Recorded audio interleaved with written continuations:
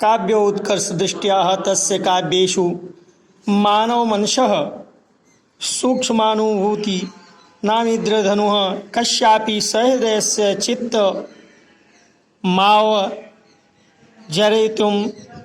पारयति।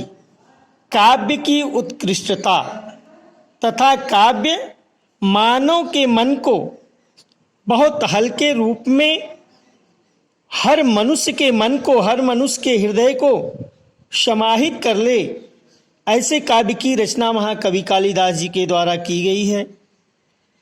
प्रकृतिरपि स्वजड़त्वं विहाय सर्वत्र मानव सहचरी वाचरति।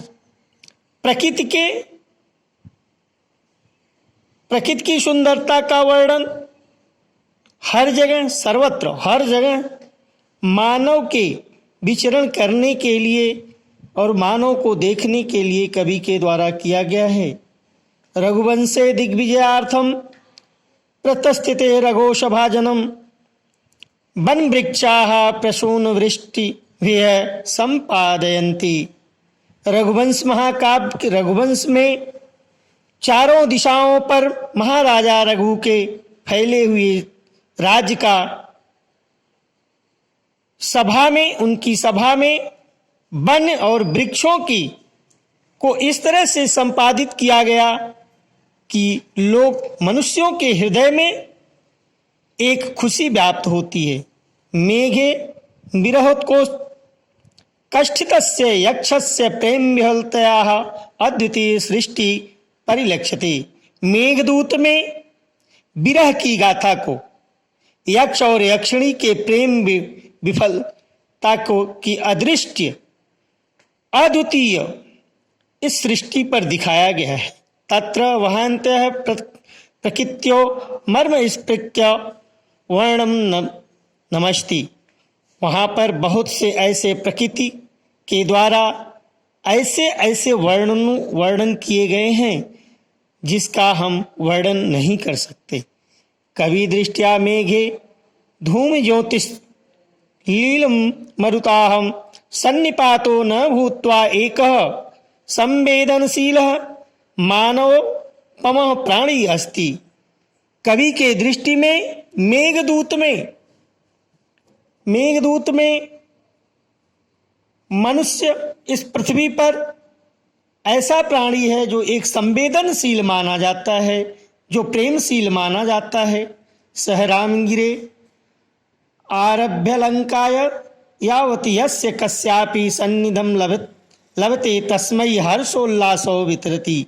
और रामगिरी में लंका कांड के आरंभ में ऐसा वर्णन किया गया है जिसमें हर्ष व्याप्त होता है। शकुंतला नाटके पतिगृह गमन काले आश्रम पादपाः स्वभग्नेय शकुंतलायै आभरणानि संपरयन्ति। शकुंतला नाटक में शकुंतला के अपने पति दुष्यंत के घर जाने का वर्णन किया गया है, जिसमें आश्रम के पेड़ पौधों के द्वारा अपनी बहन शकुंतला को का आभार प्रकट किया गया है, ऐसा वर्णन किया गया है। हरिणाभरिक तस्य मार्ग अवरोधम कृत्वा स्वकीयं निर्छल्यं प्रेम प्रकटयति। शाकुंतलम नाटक में कवि के द्वारा शकुंतला का हिरण के बच्चे के द्वारा मार्ग को रोके जाने का निर्छल प्रेम प्रकट करता है। एवमेव नद्यः प्रेयस्य इवाचरन्ति। नदियों के द्वारा इधर उधर से ठंडी हवाएं देना ऐसा बताया जाता है। सूर्य अरुणोदय वेलायां स्वप्रियतमायाः नालिन्यं तुषार बिंदु रूपाणे अश्रुणीय स्वकरय परिमृजति। सूर्य के द्वारा अरुण हो जाना मतलब प्रातः काल के जैसा उदय होना, अपनी प्रियतमा नलिन्य मतलब ओस जो पड़ती है, जैसे बूंदें आती हैं, ठंडक, ऐसे तुषार बिंदु के आंसुओं से महारानी शकुंतला का आदर और सम्मान करते हैं। कालिदास काव्येषु अंगिरसः श्रृंगार रसो अस्ति। कालिदास के काव्यों में अंगरस और श्रृंगार रस भरा पूरा मिलता है। तस्य पुष्ट्यर्थम करुणोदयोन्नी रसाः अंगभूता। उनके पुष्ट्यार्थ में करुण रस अंगभूत है। रसानुरूपम क्वचित प्रसाद क्वचिच्च माधुर्य तस्य काव्योत्कर्षे सहायम कुरुत। रस के अनुरूप जहाँ जिस प्रकार की रस का उत्कर्ष होता है, माधुर्य होता है, वहाँ उसकी सहायता ली जाती है। वैदर्भरीति कालिदासस्य वाग् वश्येव सर्वत्रानुवर्तते। वैदर्भ रीति के अनुसार कालिदास की वाणी सर्वत्र समस्त प्राणी समस्त भूतल पर आज भी विद्यमान है। अलंकार योजनायाम कालिदासो अद्वितीय। अलंकार की योजना में कालिदास अद्वितीय कवि माने जाते हैं। यद्यपि उपमा कालिदासस्य तस्योक्तीय उपमा योजनामेव कालिदासस्य वैशिष्ट्यं ख्याति तथापि उत्प्रेक्षालंकारस्नाथं नाम अलंकाराणां विनियोगः तेनातीव सहजतया कृतः। जबकि उपमा कालिदास बहुत ही अतिशयोक्त होती है, जिसका उदाहरण दिया जाता है। उपमा में कालिदास की को विशिष्टता और ख्याति प्राप्त है। अर्थालंकार तथा अनेक अलंकारों के विनियोग से सहजता के द्वारा उन्होंने अपनी काव्यों की रचना की है। कालिदासस्य नाटकृतिषु विशेषतः शकुंतले वस्तुविन्यास अनुपम चरित्रचित्रं सर्वथा नवद्यम संवाद शैली संप्रेषयास्ति।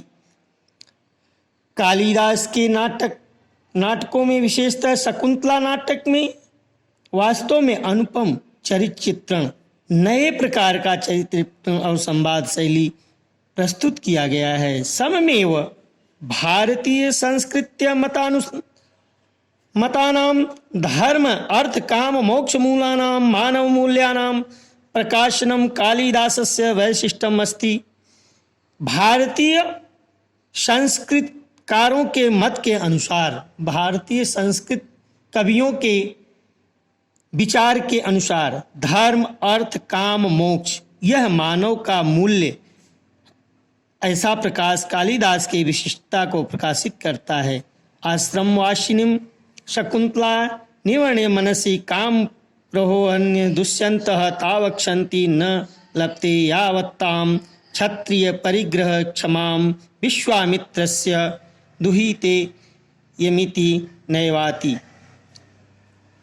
इसी में शकुंतला के मन में काम प्रयुक्त होते ही दुष्यंत से प्रेम करना तथा क्षत्रिय धर्म के अनुसार परिग्रह संस्कार को प्राप्त करना, विश्वामित्र के द्वारा को पिता के रूप में प्राप्त करना, कण्वस्यानुज्ञां विना गंधर्व विधिनां कृत विवाह उभावपि तत्र प्रताड़यति यावदेकतः शकुंतलाः मारीच आश्रमी तपस्याचरणे अवज्ञा जनितम कलुषम न क्षालयति।